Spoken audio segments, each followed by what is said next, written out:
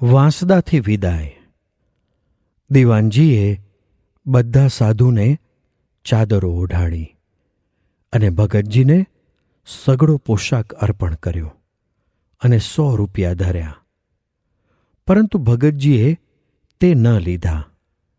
દીવાન સાહેબે ઘણો આગ્રહ કર્યો ત્યારે પરાણે 5 રૂપિયા પોતા સારું દૂધના લીધા અને 5 રૂપિયા લક્ષ્મીનારાયણ દેવના થાળના લીધા. દીવાનજીએ અડધો મણ મધના 2 ડબ્બા આપ્યા અને નારણભાઈ તથા વૈદ્યને ધોતિયા ઓઢાડ્યા. પછી સરકારી 2 ગાડીમાં બેસી સર્વે બાગમાં ગયા. બાગમાં ફરી પ્રસાદીનો કરી અનેકનો ઉદ્ધાર કરી ભગતજી તથા સંતો અને તેમની સાથે આવેલ હરિભક્તો નીકળ્યા. દીવાનજી 1 ગાઉ સુધી વળાવવા આવ્યા. પછી તેમને ભગતજીએ પાછા વાળ્યા. તે જ્યાં સુધી સિગરામ દેખાય ત્યાં સુધી અત્યંત ઉદાસ થકા દર્શન કર્યા અને પછી પાછા વળ્યા. ભગતજી તથા સંઘ સાંજના 5 વાગે કથરોટ પહોંચ્યા. ત્યાં સરકારી બંગલામાં ભગતજીને માટે અગાઉથી પલંગ, પાણી, ઉકાળા, નાસ્તા વગેરે તૈયાર રાખ્યું હતું. તેથી ભગતજી થોડીવાર પલંગમાં પોઢી ગયા અને સર્વે હરિભક્તોએ ઉકાળો પીધો. સરકારી બાગમાંથી ત્યાંના માળીએ ગુલાબ મોગરાનો હાર બનાવી ભગતજીને ધરાવ્યો. સાધુ તથા બીજા હરિભક્તો નાહવા ગયા. પછી રાત્રે નીકળ્યા અને 2 વાગે બીલીમોરા સ્ટેશને આવ્યા. ત્યાં સવાર સુધી સૌ સૂતા. દીવાનજીએ મધના 2 ડબ્બા ભરીને સાથે મોકલ્યા હતા. તેમાંથી 1 ડબ્બો ભગતજીએ સુરત મંદિરમાં મોકલ્યો અને બીજો ડબ્બો માતરના મૂળજીભાઈને સોંપ્યો અને કહ્યું, તમો વરતાલ આ ડબ્બો પહોંચાડીને પછી ઘેર જજો. ધૂળિયાના ભાઈદાસ પાટીલને કહ્યું, તમે ઘેર જાઓ. ગોવિંદભાઈ તથા કાલિદાસ તથા નારણભાઈ એ ત્રણેને કહ્યું, તમો આ મધનો ડબ્બો લઈ સુરત જાઓ અને અમારા વતી દેવના દર્શન કરજો. ડબ્બો આપી બીજે દિવસે ભરૂચ જજો અને ત્યાંથી વડોદરા આવી ચાણસદ આવજો. પોતે, ઝવેરભાઈ, વૈદ્ય તથા 4 સાધુ એટલાએ ઇટોલા ઉતરવું એવો ઠરાવ કર્યો. ઠરાવ પ્રમાણે સૌએ ટિકિટ લીધી અને ગાડીમાં બેઠા.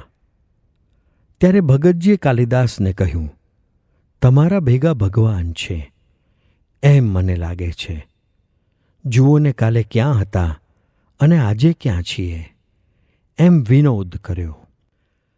પછી સુરત ઉતરનારા સુરત ઉતરી ગયા અને ભગતજી, વૈદ્ય તથા ઝવેરભાઈ અને 4 સાધુ ચાણસદ જવા ઇટોલા ઉતર્યા. એ વખતે પુષ્કળ વરસાદ વરસતો હતો અને કોઈ રીતે ચલાય એવું ન હતું. એટલે સૌ સ્ટેશને જ વરસાદ બંધ પડવાની રાહ જોઈને બેઠા. એટલામાં દરુભાઈ તથા મનસુખભાઈ ભગતજી ચાણસદ પધાર્યા છે તે ખબર જાણી ચાણસદ ગયા હતા. પણ ત્યાં ભગતજીને ન જોતા ત્યાંથી ઘોડું લઈને સ્ટેશને આવ્યા.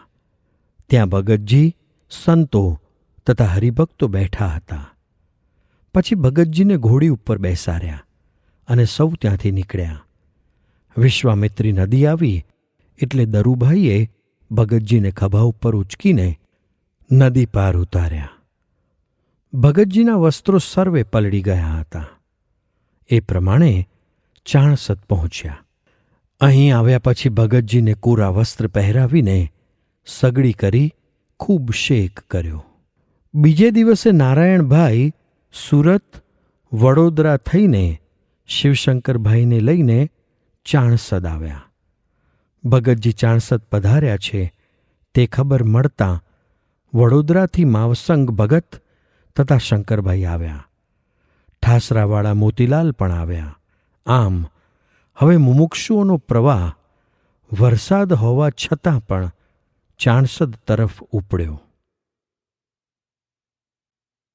ચાણસદમાં ભજનનું પ્રકરણ. ભગતજીએ ચાણસદમાં એવું પ્રકરણ ચલાવ્યું કે વૃત્તિ ખેંચીને એકાગ્ર ચિત્તે સૌએ માળા ફેરવવી, એક જ વખત જમવું, દિવસે સૂવું નહીં અને રાત્રે પણ એક જ ઊંઘ લેવી. રોજ સવારે વહેલા ઉઠી સ્નાન પૂજા આદિ નિત્ય કર્મથી પરવારી સંત હરિભક્તોની સાથે મુમુક્ષુ હરિભક્તોને ઘેર ભગતજી પધારે અને ત્યાં કથા વાર્તા થાય. એ પ્રમાણે ભગતજી ચાણસદમાં લગભગ 5-6 દિવસ રહ્યા અને પછી પોતે શંકર ભગત તથા માવસંગ ભગતને વડોદરા જવા આજ્ઞા કરી અને કહ્યું, શાસ્ત્રી યજ્ઞપુરુષ દાસને મારા જય સ્વામિનારાયણ કહેશો અને સ્ટેશને ન આવે તેમ કહેજો. પોતે પણ તે જ દિવસે વરતાલ જવા નક્કી કર્યું. વરસાદને આવવું હશે તો કાલે આવશે.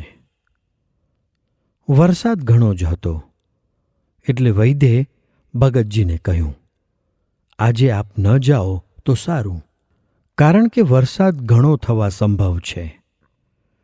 ત્યારે ભગતજી બોલ્યા, આપણે તો ભગવાનના છીએ, તે જેમ મહારાજે ધાર્યું હશે તેમ થશે અને વરસાદને આવવું હશે તો કાલે આવશે. એમ કહી ઘોડે બેસી ચાણસદથી નીકળ્યા અને મકરપુરા સ્ટેશને આવ્યા. ગામના સર્વે હરિભક્તો ભગતજીને વળાવવા સારું આવ્યા હતા.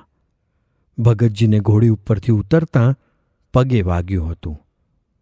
તેથી 2 હરિભક્તોએ હાથની પાલખી કરી તેમાં ભગતજીને બેસાડી સ્ટેશનમાં લાવી પથારી કરી સુવાર્યા અને સર્વે આજુબાજુ બેસી સેવા કરવા લાગ્યા. એ સર્વેને એ પ્રમાણે સેવા કરતા જોઈ એક મજૂર હતો. તે પણ ત્યાં આવી ભગતજીને પગે લાગ્યો. ત્યારે ભગતજી કહે, આનું પૂર્વનું કોઈ ભાગ્ય ઉદય થયું. આ પ્રમાણે ભગતજીએ પોતાની મૂર્તિનું અલૌકિક સુખ આપી સૌને આનંદના સમુદ્રમાં મગ્ન કરી દીધા. એટલામાં ગાડી આવી એટલે ભગતજી તથા સર્વે સંતો ગોવિંદભાઈ માસ્તર, શિવશંકરભાઈ વગેરે ગાડીમાં બેઠા અને જે હરિભક્તો ભગતજીને વળાવવા આવ્યા હતા તે સર્વેએ ભગતજીને દંડવત કર્યા. ગાડી ઉપડ્યા બાદ આ બધા હરિભક્તો ઉદાસ થકાં ઘર તરફ વિદાય થયા. શિવશંકરભાઈ તથા ગોવિંદભાઈ માસ્તરને પહેલેથી જ ભગતજીએ વડોદરા ઉતરી જવાની અને પોતાની સાથે ન આવવાની આજ્ઞા કરી હતી. ગાડી વિશ્વામિત્રી સ્ટેશને આવી. ત્યાં છોટાલાલ તથા ભાઈ શંકર સ્ટેશને દર્શને આવ્યા હતા. તેઓ ભગતજીની સાથે ગાડીમાં બેઠા અને મોટા સ્ટેશન સુધી સાથે આવ્યા. વડોદરા સ્ટેશને રાવ સાહેબ તથા તેમના દીકરા ગોવિંદલાલ, પુરુષોત્તમ પટેલ વગેરે આવ્યા હતા. રાવ સાહેબે ભગતજીને ઘણો જ આગ્રહ કર્યો અને કહ્યું, મહારાજ, એક દિવસ તો ઉતરો. ત્યારે ભગતજીએ કહ્યું, હમણાં નહીં, આચાર્ય મહારાજની આજ્ઞા લઈ ફરી આવીશ. પુરુષોત્તમ પટેલે ગોવિંદભાઈ માસ્તરને સમાચાર આપ્યા કે તેમને નોકરીમાં બીજે દિવસે હાજર થવાનું છે, નહીં તો રજા મળશે. આથી ગોવિંદભાઈ સમજી ગયા કે શા માટે ભગતજીએ તેમની સાથે આવવાની તેમને ના કહી હતી. પછી ગાડી ઉપડી અને ભગતજી, સંતો, વૈદ્ય, કાલિદાસ તથા ઝવેરભાઈ સર્વે બોરિયાવી સ્ટેશને ઉતર્યા. બોરિયાવી સ્ટેશને આચાર્ય મહારાજે ગાડી મોકલી હતી. તેમાં બેસી સૌ વરતાલ આવ્યા.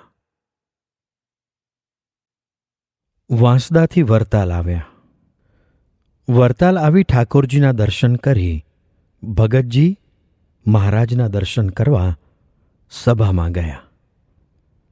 ત્યાં સાધુ તથા હરિભક્તો સભામાં બેઠા હતા. તે ભગતજીને જોઈ ઘણા જ રાજી થયા. એ વખતે ત્યાં મહારાજ પાસે ત્ર્યંબકલાલ બેઠા હતા. તેમણે ભગતજીને થોડી પોતાની રીતે શિખામણ આપી. તમારા આશ્રિત હજારો મનુષ્ય છે. તેને ઉપદેશ આપી સન્માર્ગે ચડાવો છો અને ભગવાન ભજાવો છો. તે બહુ સારું કરો છો. પણ બીજા લોકો ઉપાધિ કરે છે. માટે ઉપરથી તમારે વિશે પ્રેમ થોડો રાખે અને બીજા સાથે મળતું રાખે તો સારું. ભગતજીને તેમનો ઉપદેશ માથે ચડાવીને કહે, બહુ સારું. આપ જેમ કહો છો તેમ હું તેમને સમજાવીશ. અહો, આ બ્રહ્માંડમાં શ્રીજી મહારાજની ઈચ્છાથી જેનું કર્યું થાય છે તેને તો કોઈ જાણતું નથી અને વચમાં બીજા અખ્તર ડાયા સંકલ્પો કરે છે. પરંતુ મોટા પુરુષની તો એ જ અનાદિની રીત છે કે તુચ્છ જીવનું પણ માન અપમાન સહન કરવું અને સમર્થ થકા જરણા કરવી. એ જ તેમની મોટપ છે. જે મુમુક્ષુના ઇન્દ્રિયો અંતઃકરણ આ પુરુષના દર્શન માત્રે તણાઈ જતા હોય તે ઉપરથી પણ કેમ બીજી રીતે વર્તી શકે? ભગતજીને સભા મંડપને વચલે માળે ઉતારો આપ્યો અને ત્યાં ઢોલિયો ઢાળી આપ્યો તથા ગાદલું રજાઈ વગેરે આપ્યા. બીજા હરિભક્તો પણ ભગતજી સાથે જ ઉતર્યા. ભગતજી વરતાલ પધારવાના હતા. તેથી આગલે દિવસે જ વસોથી ચતુરભાઈ, વડોદરાથી હરગોવિંદભાઈ, બાપુભાઈ, મહેડાવના મોતીભાઈ વગેરે આવ્યા હતા. રાત્રે મહારાજશ્રીએ ભગતજી માટે થાળ પોતાની હવેલીમાંથી મોકલ્યો અને પૂરી, દૂધ બ્રહ્મચારી આપી ગયા. તે ભગતજી જમ્યા. બીજે દિવસે સવારમાં નાહીને પૂજા કરતા હતા. ત્યાં બ્રહ્મચારી કૃષ્ણાનંદજી, નરનારાયણદાસજી, પુરાણી શ્વેત વૈકુંઠદાસજી, પુરાણી કેશવચરણદાસજી તથા ધર્મતનયદાસજી આવીને બેઠા. એ વખતે ભગતજી ઉઘાડા નેત્રે ધ્યાનમાં બેઠા હતા. 1 કલાક સુધી એવી રીતે ધ્યાન કર્યા બાદ ધ્યાનમાંથી ઉઠ્યા અને પછી કેટલીક વાતો કરી. આ વાતોથી નરનારાયણદાસજી તથા શ્વેત વૈકુંઠદાસજીને ભગતજી પરમ એકાંતિક છે એવી નિષ્ઠા થઈ. પછી સર્વે ઉઠ્યા અને ભગતજી ઠાકોરજી તથા મહારાજના દર્શને ગયા. મહારાજશ્રીએ ભગતજીને વાંસદાના સર્વે સમાચાર પૂછ્યા અને ઘણા જ રાજી થયા. પછી ભગતજી પોતાના ઉતારે પધાર્યા. મહારાજશ્રીએ પોતે જ ભગતજીને હવેલીમાંથી થાળ મોકલ્યો અને કોઠારમાંથી દૂધ મોકલ્યું. એમ મહારાજશ્રીએ પણ ભગતજીની ઘણી જ સેવા ઉઠાવી. ભણનારા સાધુ પણ વારંવાર ભગતજી પાસે આવે અને વાતો સાંભળે. તે દિવસે સાંજે ભગતજી સભામાં બેઠા અને ગોળી આરતી થયા બાદ પોતાને ઉતારે આવ્યા. અહીં બ્રહ્મચારી ચૈતન્યાનંદજી, દરબાર કલ્યાણ સંઘ, બાપાલાલ મહાસુખરામ, નારાયણચરણદાસજી, શ્વેત વૈકુંઠદાસજી તથા કોઠારી હરિભાઈ વગેરે વાતો સાંભળવા આવ્યા. તેમને નિયમની તથા ઉપાસનાની ઘણી વાતો કરી આનંદ આપ્યો.